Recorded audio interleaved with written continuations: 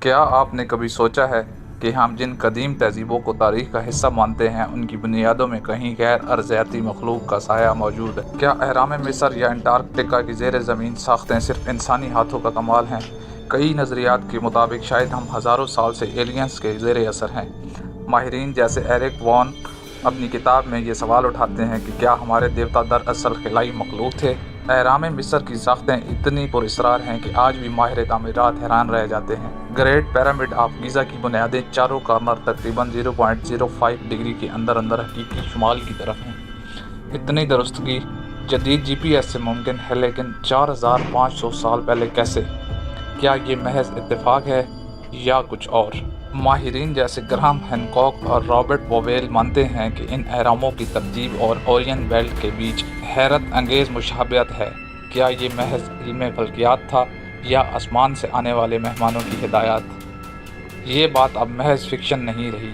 اگر ہمیں ان ساختوں میں بار بار فلکی اشارے ملتے ہیں تو ہو سکتا ہے ہم کسی قدیم خفیہ علم کے وارث ہوں، ایک ایسا علم جو ہمیں زمین سے کہیں آگے لے جانے والا ہے۔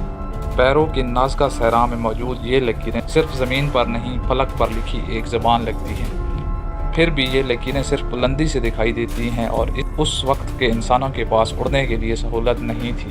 سائنسدان ماریا ریچے نے پوری زندگی ان لائنز کو سمجھنے میں لگا دی، اور وہ مانتی تھیں کہ یہ ستاروں اور فلکی حرکات سے جڑے ہیں۔ کچھ محققین کہتے ہیں یہ لینڈنگ زونز تھی۔ سوال یہ ہے، کس کے لیے؟ اگر نازکا لائنز واقعی کسی رابطے کا ذریعہ تھی تو یہ رابطہ کس کے ساتھ تھا؟ کیا ہم زمین پر ہی کسی اور ذہین نسل کے ساتھ رہ رہے تھے، یا یہ رابطہ ستاروں کے اس پار تھا؟ ایک واقعہ جو آج تک بحث کا مرکز ہے۔ امریکی حکومت نے شروع میں کہا کہ اڑن تشتری گری ہے، مگر پھر فوراً بیان بدل دیا۔ یہ صرف ایک موسمی غبارہ تھا۔ کیا یہ حقیقت چھپانے کی کوشش تھی؟ 1950 سے اب تک ہزاروں لوگ دنیا بھر میں یو ایف اوز کی رپورٹ دے چکے ہیں۔ اسٹیون گریز نے یہ کہا، خفیہ حکومتیں دہائیوں سے ان رابطوں سے باخبر ہیں لیکن اسے چھپایا جا رہا ہے۔ کیا یہ ایلینز واقعی ہم سے رابطے میں ہیں اور ہم لا علم ہیں؟ یہ ممکن ہے کہ ہم صرف آسمان کی طرف دیکھ رہے ہیں اور اصل جواب ہمارے نیچے زمین کی تہوں یا ہمارے ڈی این اے میں چھپا ہوا ہے۔ یہ رابطہ صرف روشنیوں کا نہیں بلکہ ہماری اصل حقیقت کا حصہ ہے۔ بھارت کی قدیم کتاب مہا بھارت میں اڑن رتھ ویمانا کا ذکر ہے جو آسمان میں آگ کے ساتھ سفر کرتے تھے۔ ہندو مہاکاوی رگ وید میں فلکی جنگوں اور خلائی ہتھیاروں کا بیان ہے۔ کیا یہ صرف دو مالا تھی یا کسی سچ پر پردہ؟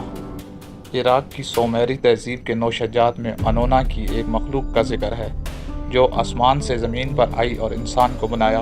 سائچینریا سچن کے مطابق یہ مخلوق شاید خلائی مخلوق تھی جس نے ہمارے جینیاتی ساخت میں تبدیلی کی۔ اگر قدیم مذہب، داستانیں اور آثار سب ایک ہی بات کو دہرا رہے ہیں تو شاید وہ کہانی صرف تمثیل نہیں، ایک چھپا ہوا سچ ہے۔ سوال یہ ہے کہ ہم اسے سمجھنے کے لیے تیار ہیں؟ ہزاروں سال کی تاریخ، پرانے صحیفے، عجیب لکیریں اور آسمان پر اڑتی روشنیوں کا مطلب شاید ایک ہی ہے کہ ایلینز ہمیشہ سے ہماری تاریخ کا حصہ رہے ہیں، مگر ہم نے اسے کبھی پہچانا نہیں۔ شاید یہ مخلوق ہمیں ترقی دے رہی ہے۔ میرا خیال ہے یہ راز جلد کھلے گا، مگر کیا ہم تب تک تیار ہوں گے، یا یہ سب کچھ ہماری آنکھوں کے سامنے ہوتا رہے گا اور ہم اسے اتفاق کہہ کر نظر انداز کرتے رہیں گے؟